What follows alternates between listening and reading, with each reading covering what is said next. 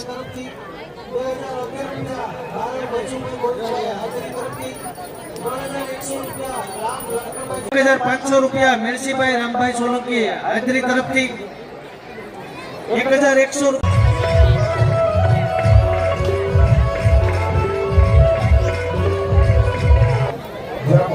વધારવાનો પ્રોગ્રામ હાથ મેળવવાનો પ્રોગ્રામ પૂરો થયો હોય ત્યાં વ્યવસ્થા કરેલી છે ત્યાં જોડિયા જમવા જાય ₹1100 ગીતાબેન દેવસીભાઈ રામ હાજરી ₹1100 રાજુભાઈ સામતભાઈ બારા રાસીદરા કન્યાદાતા મારી ઓટ કરી આપે મામા જવતલિયા બધા મંડપની અંદર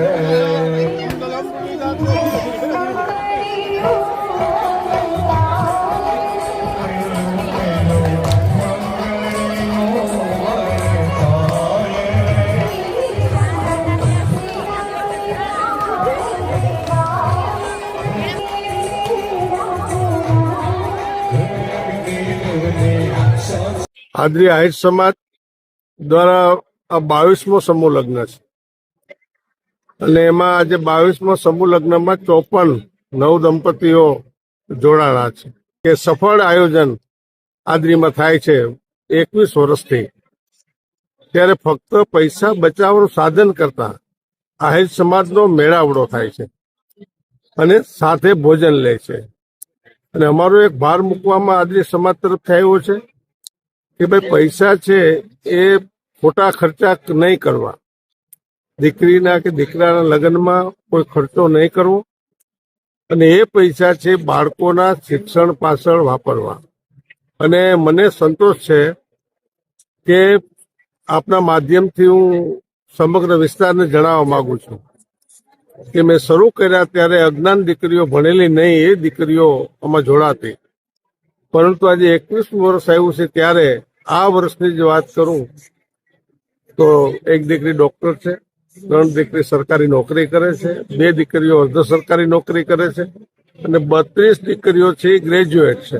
આ દીકરીઓ આમાં જોડાય છે અને ફક્ત જોડાવાનું કારણ આહિર સમાજ માટે આજે ઝડપી યુગની અંદર ટીવીનું માધ્યમથી આપણે હમણાં ડિબેટો જોઈએ છે, દરેક સમાજો જાગ્યા છે, પણ આહિર સમાજ આદરી તો 20 વર્ષ પહેલાનો જ જાગેલો છે.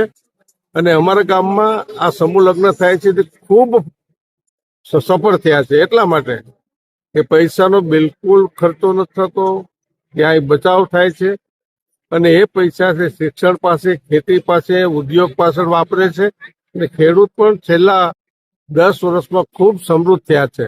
અને ખોટા ખર્ચા બંધ કરી અને સમૂહમાં જોડાવાનું કામ આદરી આહિર સમાજે આ વિસ્તારને આખો એક માર્ગ ચીંધ્યો છે. ત્યારે અમને ખૂબ સંતોષ છે કે અમે જે લગ્નો કર્યા છે દીકરીઓના એ ખરેખર સમાજને ખૂબ ઉપયોગી થયા છે અને સફળ થયા છે. એવું જ એટલું જ મારે કહેવું છે.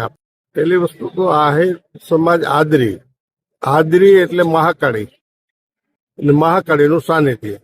જે જગ્યામાં આપણે બેઠા છે બાજુમાં જ માતાજી બેઠા છે અને આ જગ્યા ઉપર અને આ સમાજ ઉપર ખૂબ એના આશીર્વાદ છે, સમગ્ર વિસ્તાર ઉપર છે.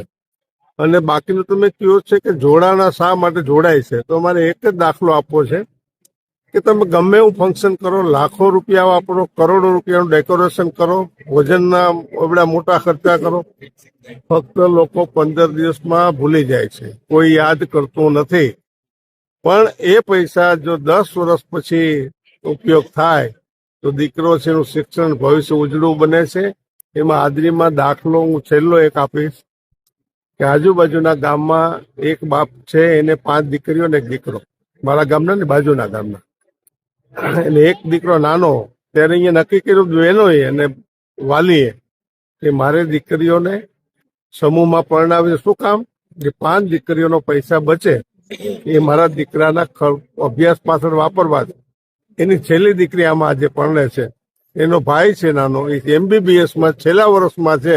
જો આ દીકરીઓ ન જોડાણે તો ડોક્ટર ન થઈ શકે અને એ જ આ ઉદાહરણ પૂરું પાડે છે.